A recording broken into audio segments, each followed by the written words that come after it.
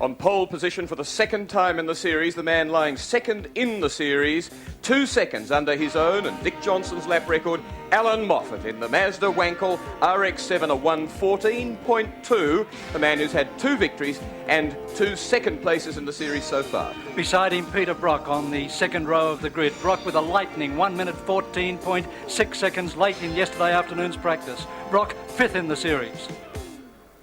Taking part in the championship for the first time so far this year, Alan Moffat's teammate Greg Hansford, former motorcycle racer, sitting on pole position in the early part of yesterday's practices, a 1:14.8, a sensational time. Sitting dangerously right behind Alan Moffat on the second row of the grid is Alan Grice, his arch enemy, a 1:14.8 late in the series.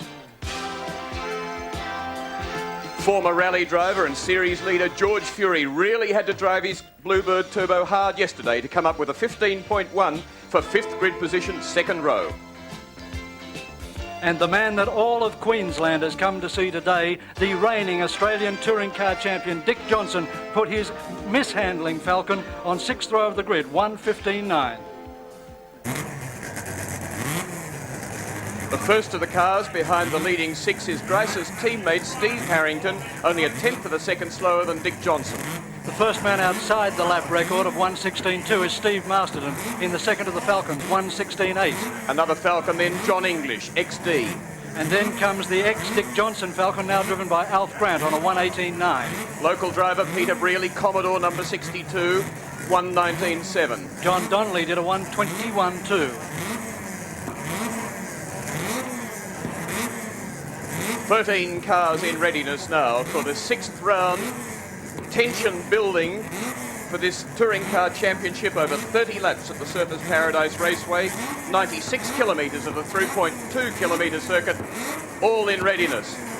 2 Mazdas on the front row with blanketing a Commodore their away.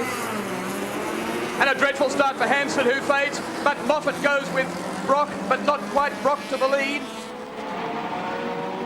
Followed by Hansford in second under the Dunlop Bridge, and Moffat at least. Grice then battling with Johnson, who made a good start. Fury's 5th. There's Hansford way back in the pack. And his job was to try and keep Fury down a place, so he now really has to battle forward in the field.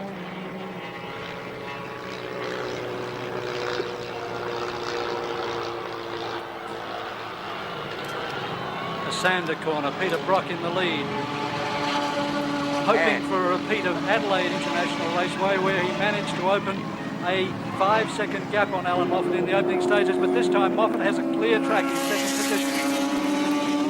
Brock running hard, Grice with the job of trying to pin Moffat, but couldn't do so in practices, so can he do so at the start of a 30-lap race? 14 there's John English, followed by Steve Masterton. There's Hansford. But it's Brock, Moffat, Grice, Johnson, Fury, Harrington. That's the pack in the leading 6. It's a gap back then to English and Masterton blanketed together in 2 Falcons. Johnson already a bit sideways under the bridge. The fastest corner on an Australian racetrack, 200 kilometres an hour as they turn into that corner.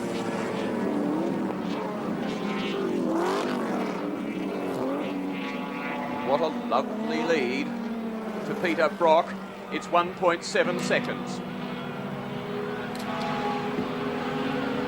This is the job he must do, his only chance. That section of the second circuit, Goodyear corner, 3rd gear. Greg Hansford moves up to 9th position.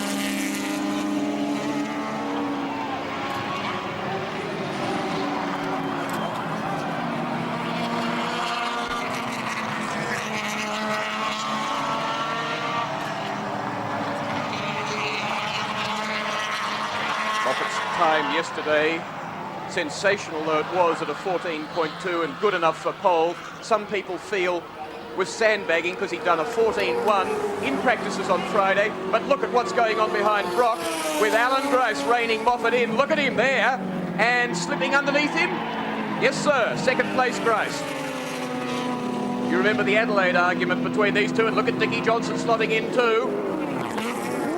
Grice came to the grid today wearing a paper mache bull bar on the front of it with number 43 on it. That's Moffat's number. It gives an indication of just the antagonism that exists between these two drivers now as they go side by side into a sander.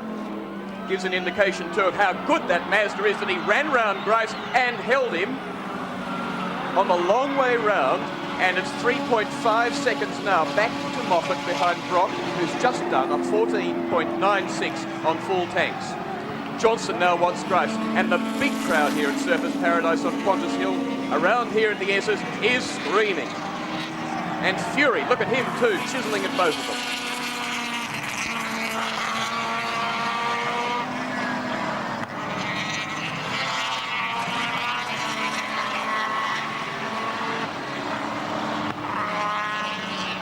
Brock already onto the main straight. Johnson heads for the pits. Brock leads by 4.5 seconds from Moffat, Grice, Johnson into the pits. So fourth is Fury, fifth is Harrington, and a big gap then to English and Masterton still.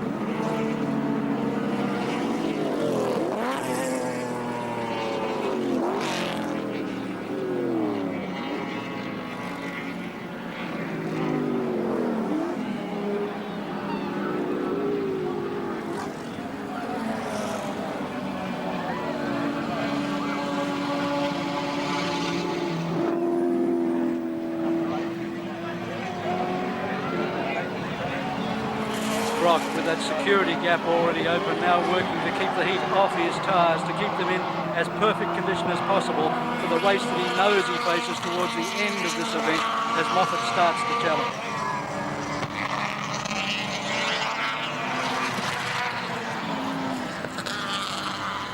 Peter Brock from the whole Marlborough dealer team, what are your race tactics?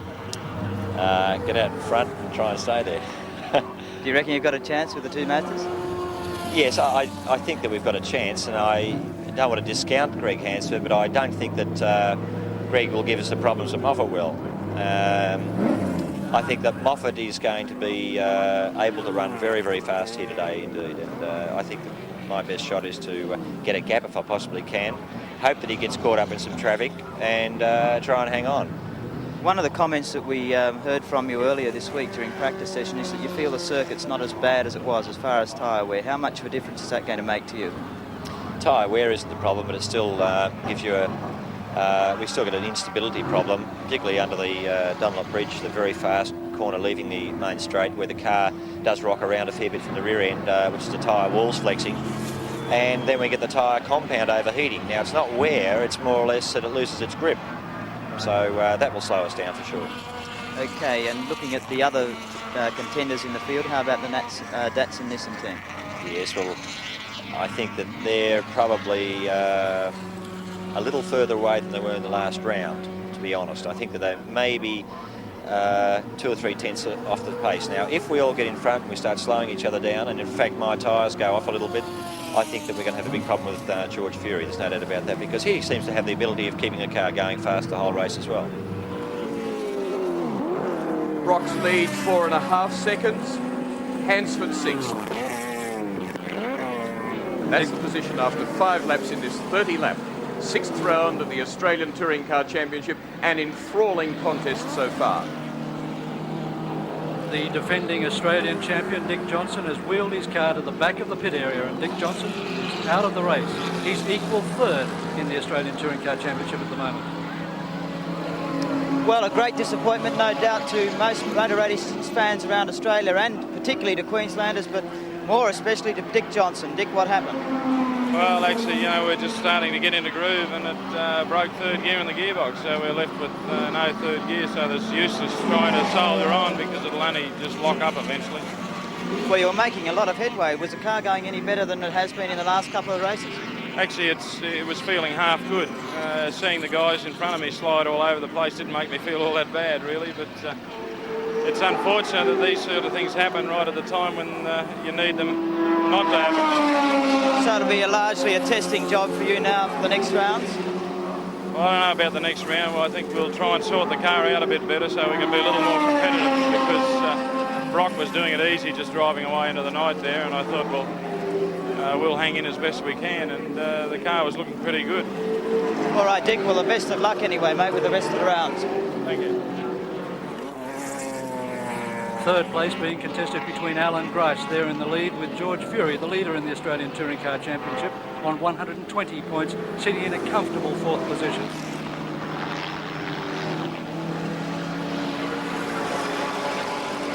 Behind them, Steve Harrington, and behind Harrington is Greg Hansford, starting to bring the Mazda RX-7 up through the field. That's Grice. So the prospect of Fury wanting a way around Grice, of Moffat looking for a way ultimately around Brock, and of Hansford ultimately looking for a way around Fury.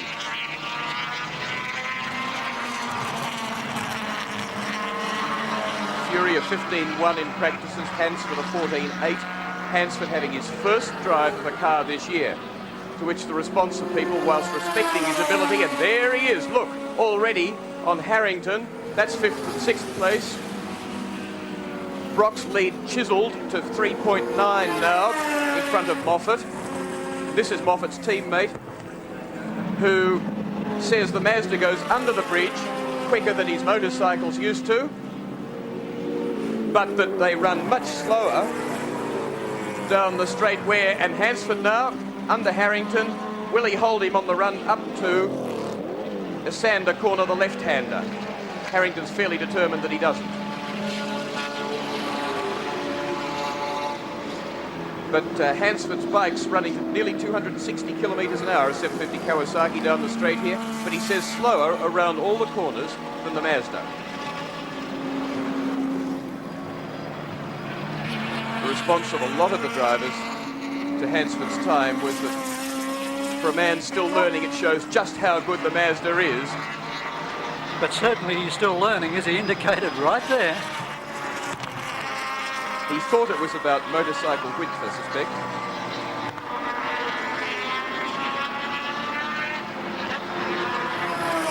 Now a comparison of the heavier V8 car down the straight versus the 950 kilogram Mazda, with some 80 kilograms of Greg Hansford on board.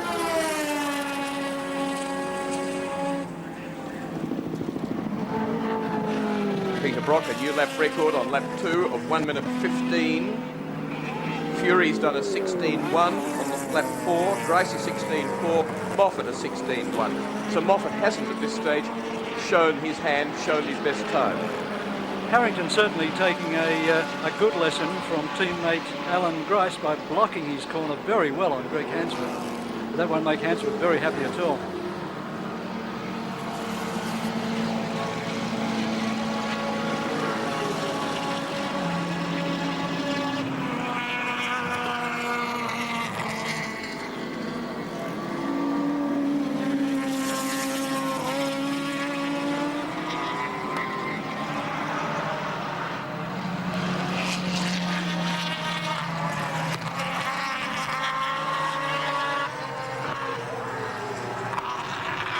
Interesting thing is that Steve Harrington had dabbled in motorcycle racing earlier in his career too. Fury, you just saw go out of shot on left of screen there, attacking Alan Grice. So the two STP Roadways cars being attacked, and Moffat in second place, whittling Brock's lead to 3 seconds.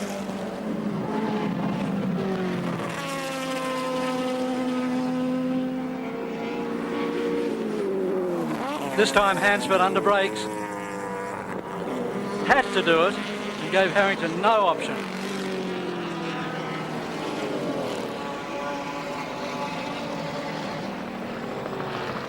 Desperate Harrington. But does it?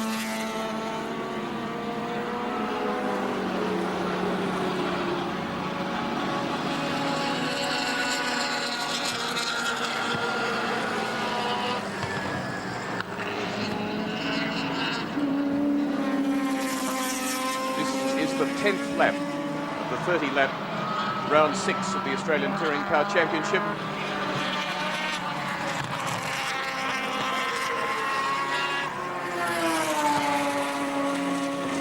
Moffat's gap behind Brock now is 1.76, and as you can see, the gap third to fourth is even narrower between Grice and Fury.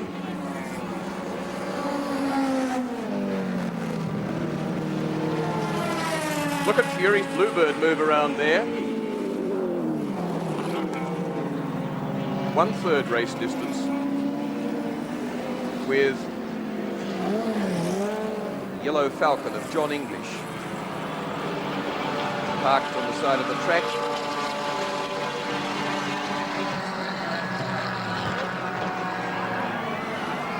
That's first and second place. Boy, that's early on, and you can hear the crowd yelling and cheering and waving and clapping. I don't know if you can hear them waving, but you can hear them doing all the other things, and they really are enjoying it. Moffat will throwing out his challenge earlier than we'd anticipated.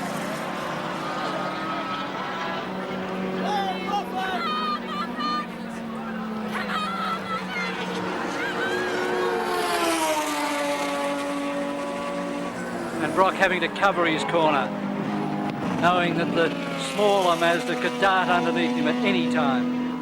The gap between that battling pair and the next, Grice and Fury, is 10.7 seconds, and the gap from them to the next battling pair, Harrington and Hansford, is 9.8.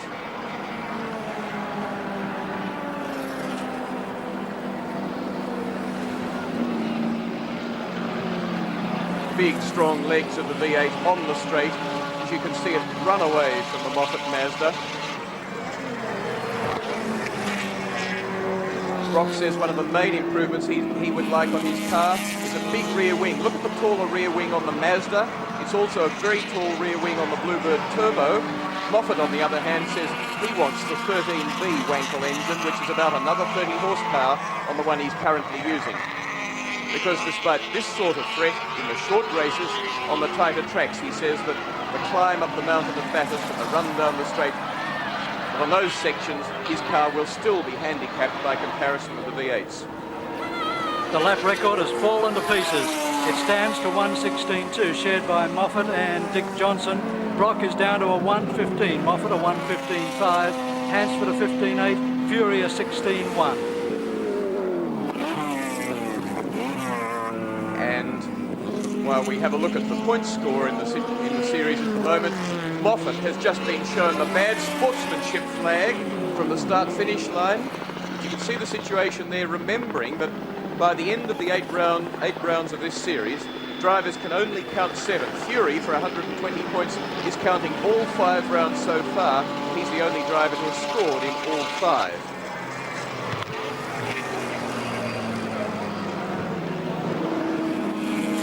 But Brock is getting the pressure earlier, I think, than he ever expected it. Now looking down the barrel of 2/3 of the race, or trying to hang on for 2/3 of the race against Alan Moffat. Look at the way the Mazda's walking through there. It's just no effort. Just a dab of the brakes really to keep off Brock's car rather than to brake for the corner. Look at him hold a tight exit from the corner, then say, all right, I'll tuck it in behind. It's all so easy, except running with him down the straight. Now watch him under the bridge. Just a lift for the Mazda, turn it in, flat strap, 9,000 revs, 5th gear. Peter Brock now in 2nd place, but he'll run him to a sander. Can he take him on the run to the left-hander? Power down, getting going. Moffat knows it's critical.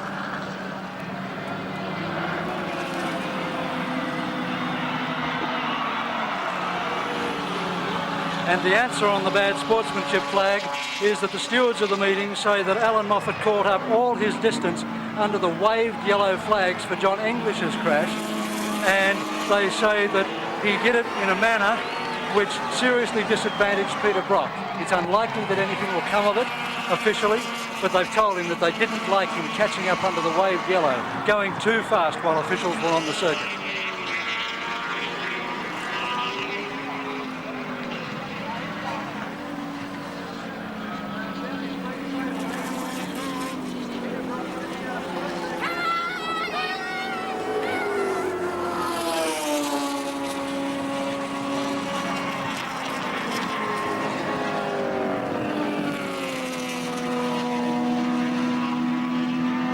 Sensational stuff from Peter Brock.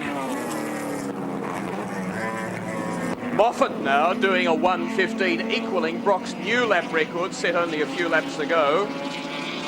And you can see that quite evidently. He started suddenly to peel a second off his times.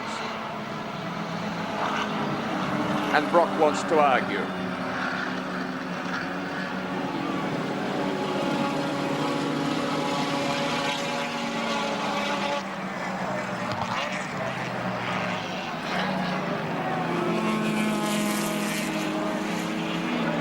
"14 laps completed, they're on their 15th. Half race distance coming up.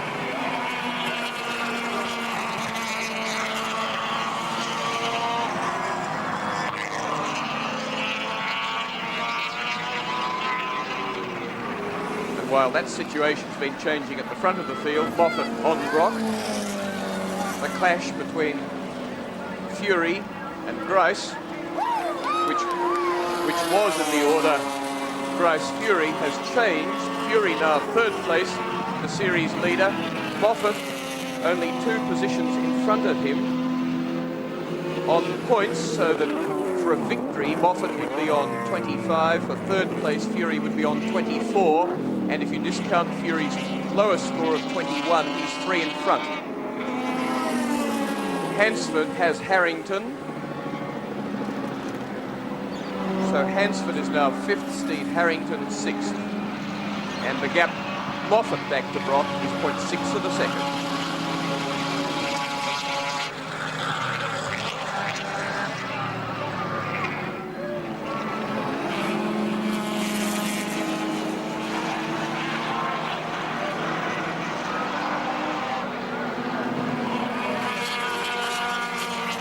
Brock uncharacteristically wheel bouncing there. He's really having to work the Commodore to stay in touch with Alan Moffat.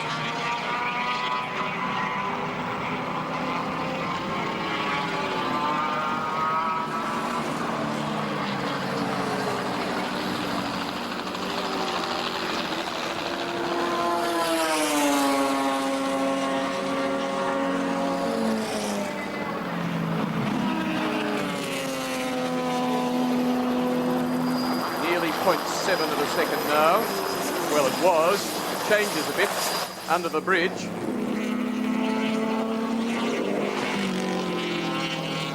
Brock, in fact, doing a mighty job here against the Mazda.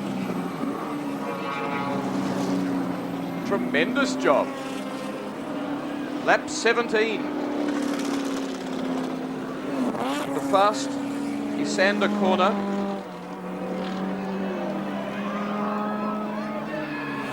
Which is third gear for a Commodore, fourth gear for a Mazda. Remembering the Mazdas have 5 speeds, as does the Bluebird Turbo.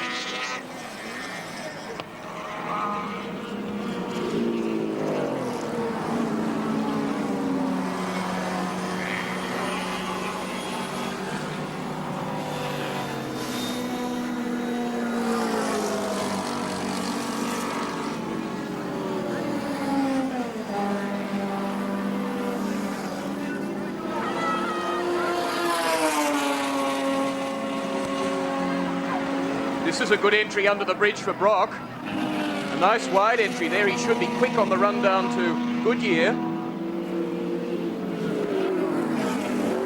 Donnelly, the lap car, and there, Grice back under Fury for third and fourth place. They two under the bridge. Fury's car jumping all over the place as he works it very, very hard. Moffat keeps his lead.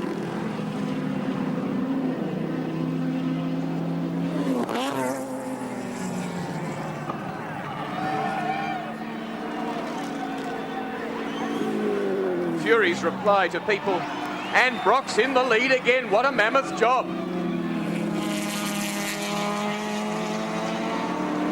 Under the Gemini, number 33 of Lester Smurden.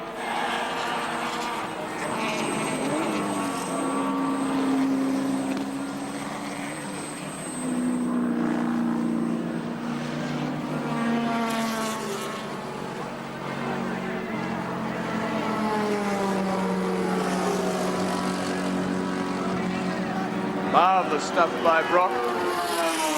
and at least part of the crowd love it. Moffat, of course, will just not give up. Like a little terrier at his ankle bones. Grice Fury, third and fourth. Hansford's fifth. And well away now from Steve Harrington's sixth. The gap second to third. Moffat in second and back to Fury Grice is 13.25 seconds. And with race tactics seeming to go by the board, we did speak to Moffat earlier about his tactics. Alan Moffat, the leader of the Moffat racing team, 2 Mazdas today. What are going to be your tactics? We're going to try and get a terrific start, Bob, and go absolutely as fast as we can. We learned the lesson the hard way in Adelaide, that we get behind a Holden, then they dictate the race speed. Our lap times go to HELL, and get all hot and bothered and frustrated and land up losing the race. So I'm on pole, and Greg's in a good position. If we can get away, we're going to go like the Dickens. You're not worried about getting too far out in front? The last time I checked, the objective of this exercise was to win the race, and I've never seen a jockey in the Melbourne Cup pull his horse up because he thought he was too far in front. We've got an excellent car here. The little RX-7 is really suited to this track. It's probably the one track where I've got more than an equal chance against the other fellows. They're not frightening me at all today, and I think even if I made a mistake, I could come back and still get at them. But I'm not going to sit back and wait for things to happen. I'm going to really work on my start. I've been practicing it during the weekend. As long as I get away from them on the opening laps and don't have any fracases with any other Holden drivers, I'm going to get out and get in front. Here's 2 top drivers loving the dice. This is what motor racing's all about, and they love the close, hard contests. One of them, of course, will be disappointed at the end of it all, but until then, it's just the ball. Brock doesn't mind a bit. The only thing he wishes is that his car, in terms of tyres, would just stay in slightly better shape so that he could compete with Moffat on more level terms. Moffat's riposte to that would be, the terms would be more level if he had a little bit more power. But he's got a car with low frontal area, brakes beautifully, centre of gravity low, gets around corners well, uses 4 tyres well and doesn't tend to overheat them. What I mean by using 4 tyres well is that the taller cars tend to lean much more on the outside too, with the inside tyres not doing as much work. John English causes the traffic jam there for Peter Brock as 2/3 of race distance go down, 10 laps remaining of Surfers Paradise International Raceway.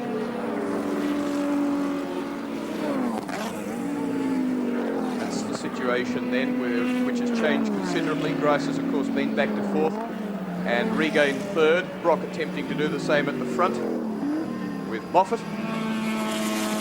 Hansford trying to rein Fury in to achieve his target of putting him 1 place back. He is within 5.4 seconds of doing so.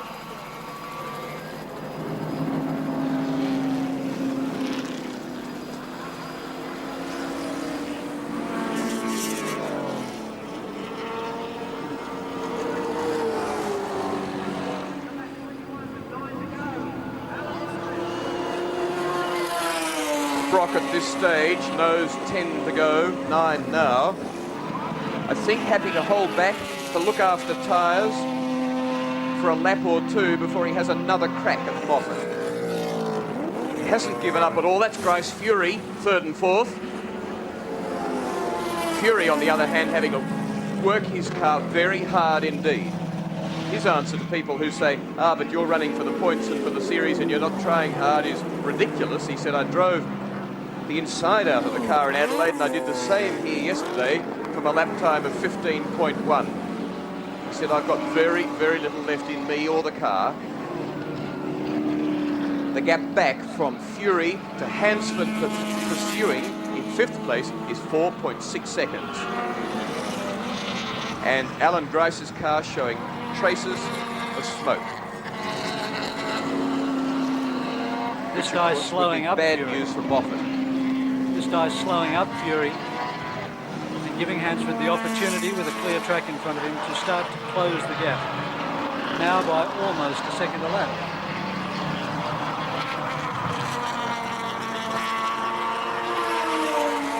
What Moffat was worried about before this round was trying to keep Fury down as far as possible by himself and Hansford, he hoped, beating him. You saw Hansford come into picture there, onto the straight, not very far behind Fury at all. A watch on it tells us it's 2.7 seconds.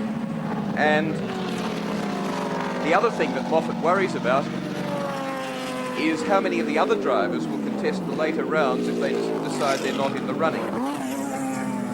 He has to consider that himself because he has the option at Oran Park time of competing at the Le Mans at Lakeside at the last round of competing at the Le Mans 24-hour race.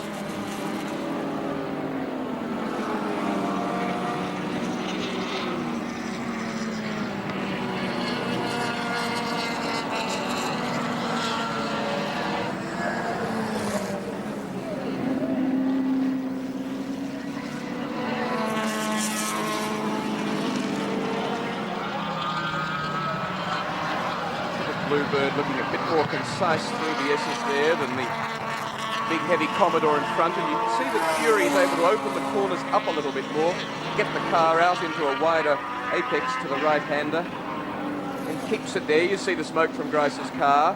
Hansford significantly closer this time round. So that the gap between those three is now 2 seconds. And the smoke is issuing from the engine department of Alan Grice's car.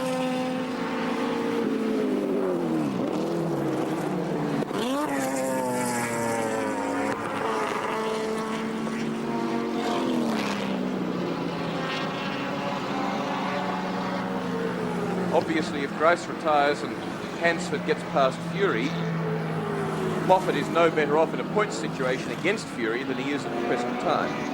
And if Grice keeps going and Hansford can get by, then that is helping his team leader. Still leading the race from Brock.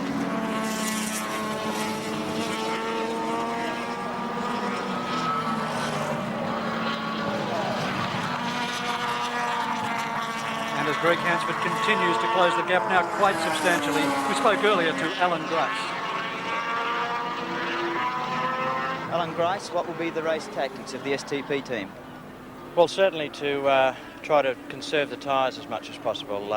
If that can be done by making a break initially, if I'm lucky enough to get the jump and make the break, I'll try to establish a little gap and then settle right down with keeping the car very straight and conserve the tyres, because that's going to be our problem at the end of the race. If that's not the case and I can't get that initial jump, I'll still try and settle in a position, I think on this track, because of its different tyre requirements, I'll try and settle in a position and once again conserve the tyres, because there's going to be a fair old dust up over the last half a dozen or 10 laps, and I want some tyres left for that purpose. Well, even the best laid tactics go wrong because Alan Grice is way back from where that dust-up would occur. And his big problem now is the new boy Hansford ranging up behind George Fury, and Fury now with a real reason to want to pass Grice and get away from Hansford. Half a lap ago it was 0.8 of a second. Now you could barely measure it on a watch. Third, fourth Fury, fifth Hansford. 5 laps to go as Alan Moffat and Peter Brock storm down the straight. 0.8 of a second between them. And then this trio argue over the next placing. That's the situation. Fury looking for it. And Fury on the last lap had a big moment under the Dunlop Bridge. It wouldn't want to have been any worse. The car really had to walk around. In fact, of the 3 cars there, Fury's is the hardest to manage on that fearsomely fast run under the bridge, 200 kilometres an hour. Can the boost of the 4-cylinder 1.8 litre outdo 5 litres of V8 on the run to a sander? Grice isn't going to give way easily, but in has behind a twin-chamber Wankel engine whirring round and round at up to 10,000 revs. And now Fury hopes that for 4.5 laps, Alan Grice will hold off Greg Hansford.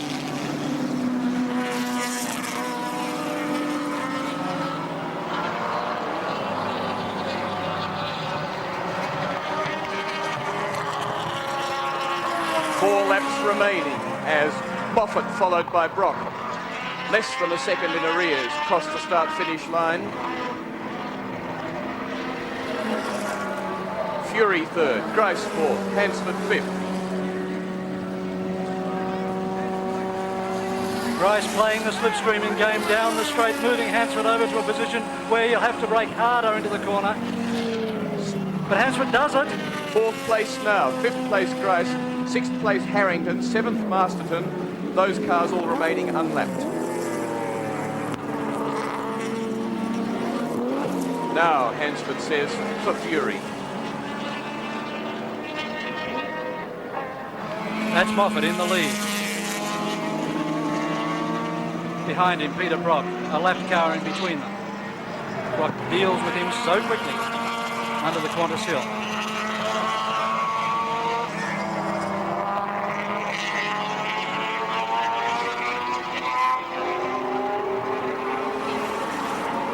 Very muggy day at Surfers. Rain last night, rain on Friday night. But the track not only dried out, but absolutely clean.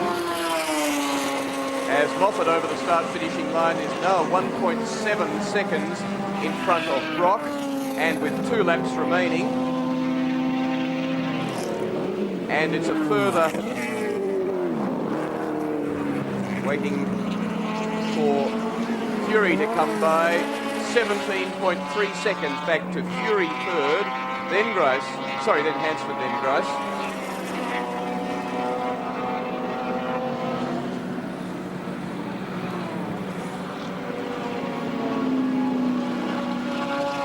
Steve Masterton in the Ford, lapped by Alan Moffat. Lapping Masterton now in 7th place.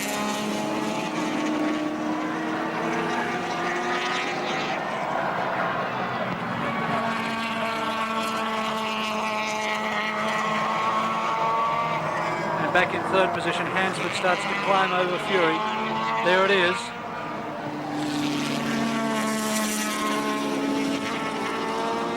Two rookies in car driving terms, although Fury now with about 18 months of campaigning under the belt, but still, in an overall competition sense, probably far from his potential. Hansford, this is his first car drive this year after an aborted attempt to ride bikes at Bathurst, but medical advice advising him to retire forever from motorcycle racing as he challenges for third place successfully. So, Peter Stuyvesant Mazdas are 1 and 3, sandwiching Marlborough Holden Commodore second, the Nissan Turbo fourth, and the STP Roadways Commodores 5th and 6th.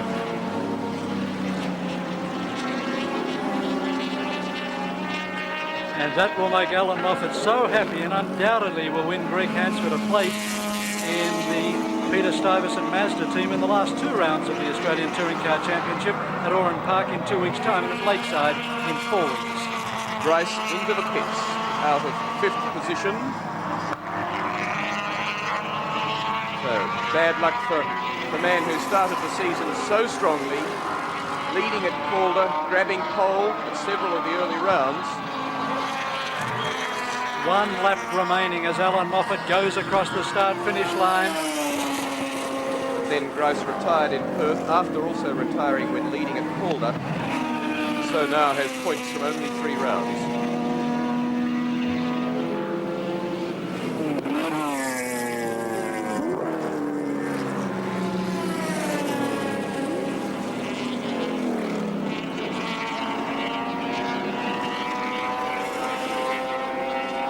Moffat will be delighted to know that Hansford's been able to peg Fury back a position. He perhaps disappointed that he didn't get a better start and run more interference with Brock early on. He will also be disappointed that Grice fell out of it wasn't able to hold Fury back. Because Fury will remain series leader despite victory here today